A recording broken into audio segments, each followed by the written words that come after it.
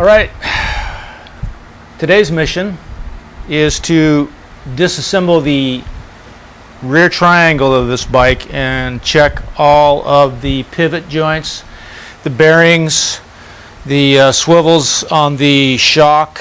I was getting a little bit of side-to-side motion. I've got to check the bearings in this hub also because I'm feeling some movement on that. That shouldn't be there.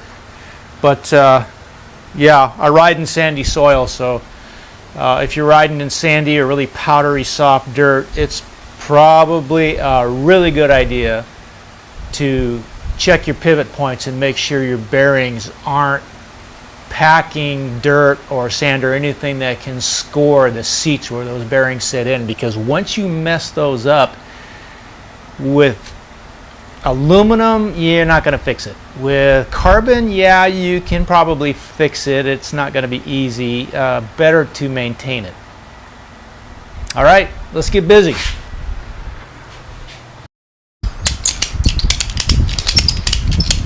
By the way, if anybody's interested in one of my custom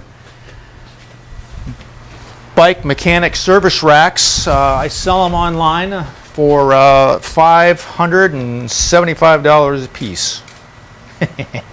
Just kidding. Harbor Freight.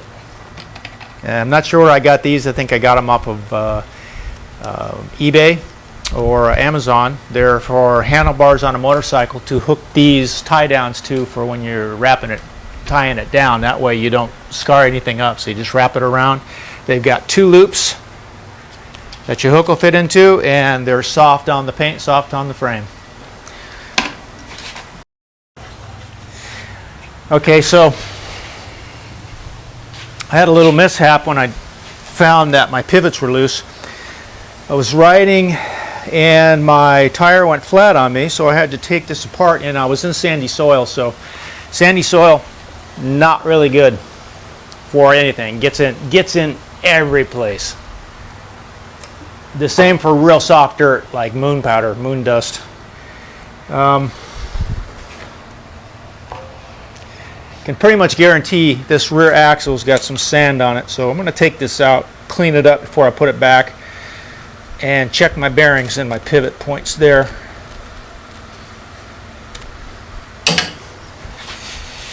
And what I should have done is put this in high gear, so let's do that right now. Come on, Pepe. There we go. Yeah, thread's got dirt in them. Now I'm going to take this and grease it up as well.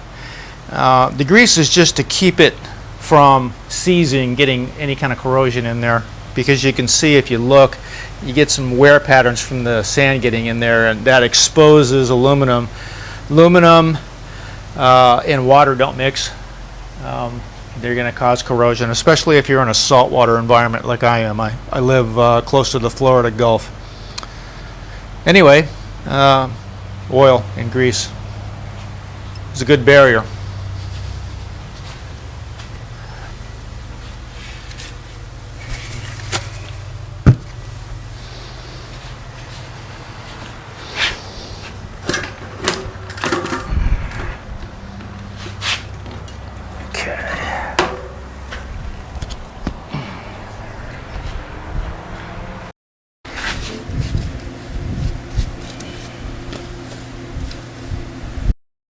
At this point, it's probably a good idea to take a plastic bristle brush and clean off some of the excess sand and dirt where you're not spilling it or flipping it into your bearings when you're looking at them.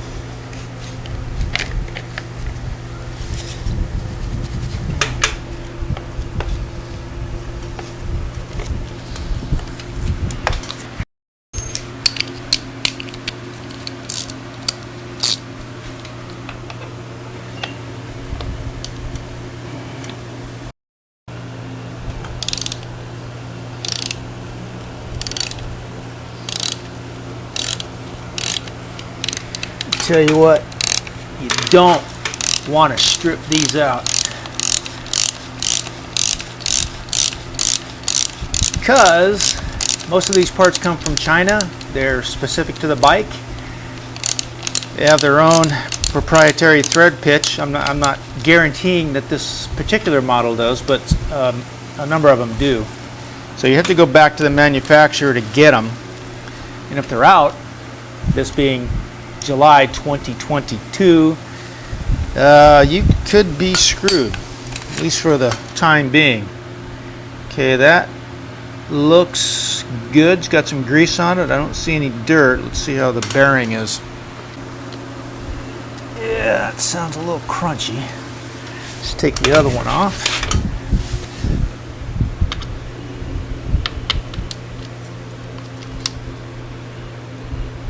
Now it helps to hold your ratchet in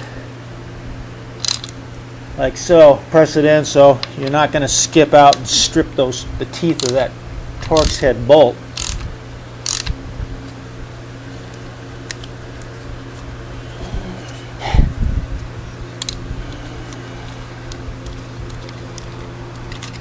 And that one looks all right.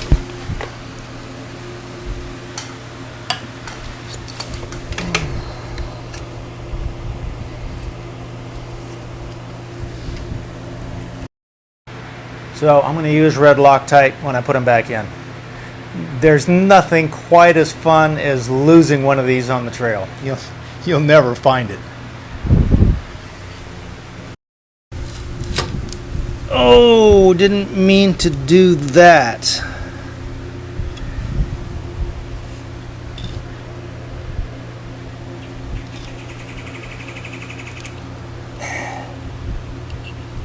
Yep, there is definitely dirt in there. That's not good.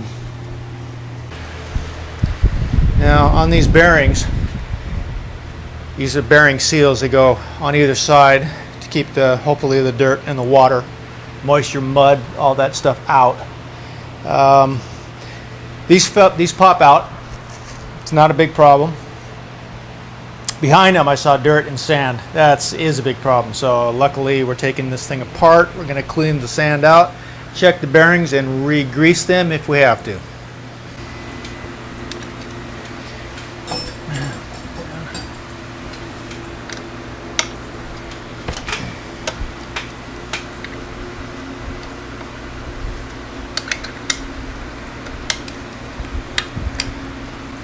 Now one of the reasons I'm doing this is because I was getting some lateral movement, and I can feel it as I loosen these up. Now there's always going to be some. This is a fat bike. It's got a really long chainstay. The longer the chainstay and seat stays, the more prone to movement they are. There's just a lot of leverage. But you can mitigate the damage by taking these apart and cleaning them up. Now I have an old bike. It was a Giant VT1, and it's got dog bones that replace these, each with a bearing similar to what's in this. And they didn't get enough attention, and they got dirt in the races, or not the races, but the seats where the races sit into the dog bones, and they just tore it to pieces. Totally unsalvageable. And waiting for a new set of dog bones took forever because I was on the road at the time. And when I finally got them, they weren't the exact model. They were for a newer year, and they needed to be modified. They worked fine. But periodically I took them apart after that and moved the bearings, because these bearings aren't meant to move 360 degrees. They're meant to move a short distance. I can't remember what those kind of bearings are called, but they're different than your average bearing that goes round and round and round like a merry-go-round. These ones have limited travel. Anyway, on this you can see there's blue Loctite. That's for the top.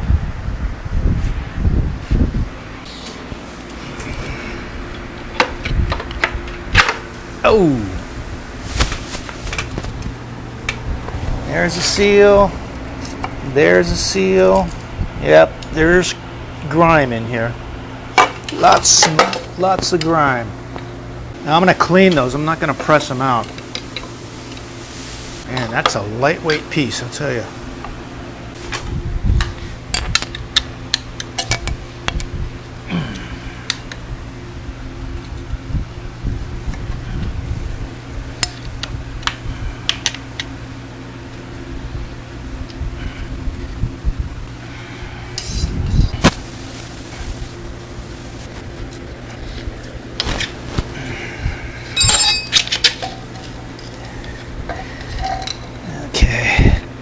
Seal there, seal there. Yep, those have grease or sand on them. Now what's nice on these bolts is they marked how far to torque them down. Now these are in Newton meters, but you can go online and figure out what it is. I think 8 Newton meters is like 25 inch-pounds, but I'll check that.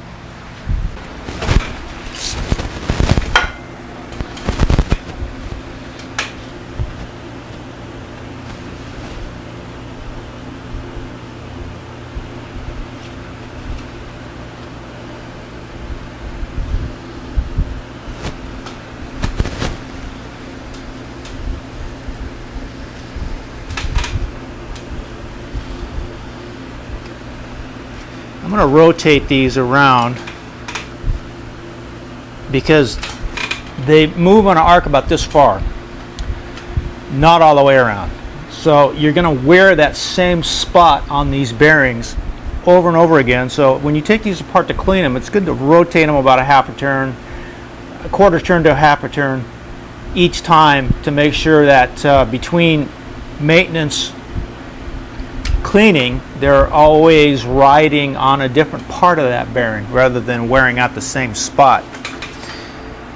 Also, I'm using brake clean, but I'm not spraying it directly on the bearing surface. I'm spraying it on a cloth and using it to wipe off the outer grease. I don't want to disturb the grease inside because it looks fine. I don't feel any roughness, crunching, nothing of the bearings. So I'm getting all of this sand and dirt off that the grease on the outside of the bearing is holding. And that's really what I'm after here. Because that on carbon, or even on aluminum, wearing back and forth, you get little particles of sand in there. That's like 80 grit sandpaper or worse. It'll just wear it down. And it's going to give you a lot of lateral play in your rear triangle over time if it's not addressed. Okay, now you get to look at my back. So you can see here, all that white, that's lithium. Oh, I'm guessing it's lithium.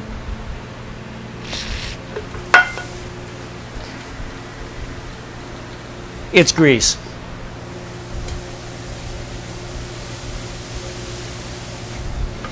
Yeah, there's a lot of sand in there.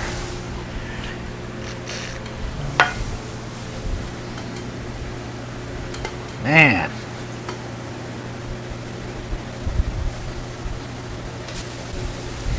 I can already feel the face of the carbon on the outside here, and I can see it. So the face here, you can see, has been scored by the sand. Not badly, but you know, given time, that's going to wear badly. Let's see if I can focus it.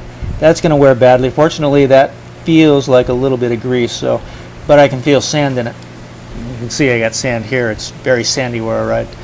So I'm going to clean this up, get the sand out of the center of that, clean my seals up, put it back together.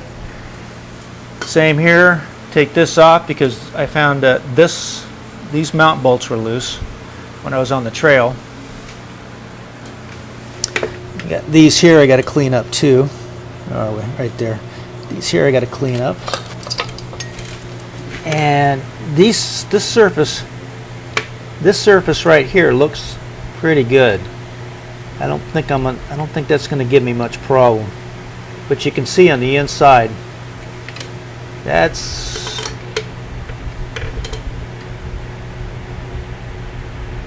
it looks like a drain hole. Okay, we're good there.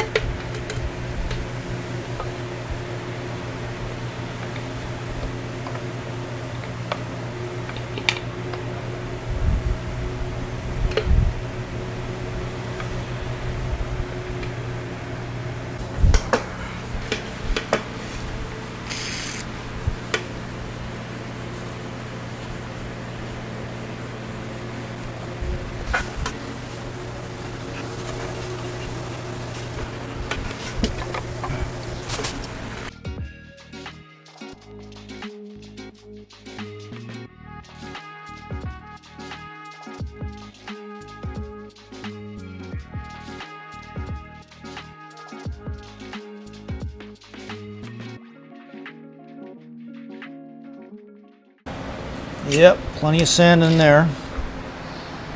Ooh, brand new. It doesn't even look like the Loctite got used, just a little bit on the end, so I'm gonna have to re-tip that.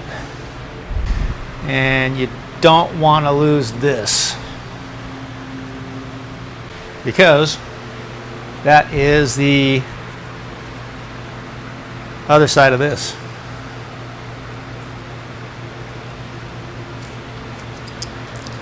I put those together just so they don't get lost.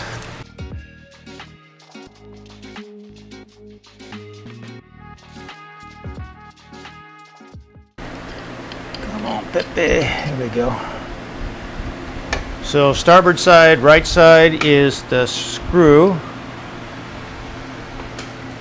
and the left side is the receiver. Bada bing. Also blue Loctite. Now let's take this puppy off and have fun.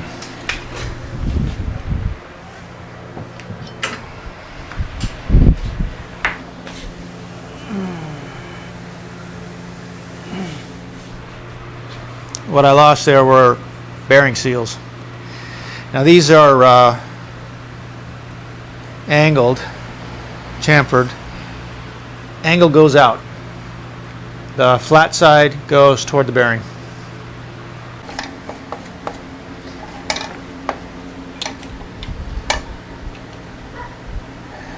Huh, more movement than I would expect. I don't know if you can see that on the camera, but I'm getting about a 1/4 inch from the top here of movement. I'm not really liking that.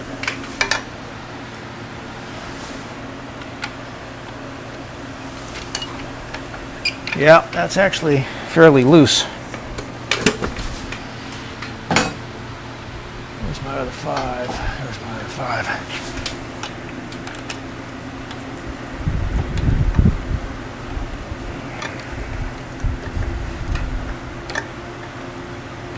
So it's a good idea to remember how this shock goes in. Controls go forward.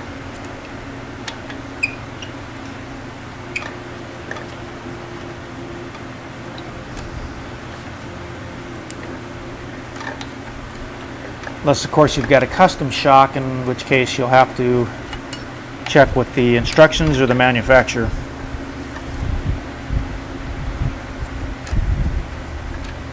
Okay, again, right side, starboard, got the screw, and the long receiver goes in from the left side. I'll put those together, and I'll tell you, that's got dirt on it, sand. Everything's going to get cleaned.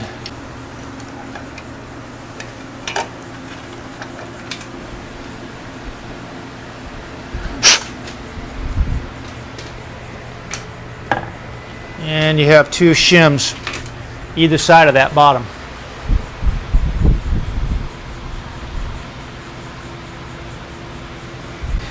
Yeah, these bearings got quite a bit of dirt in them. You can see here. See if I can focus in on that real good. You can see there's quite a bit of dirt in there. It's mostly on the inside here too. A lot of sand trapped in there. Close up and you can see.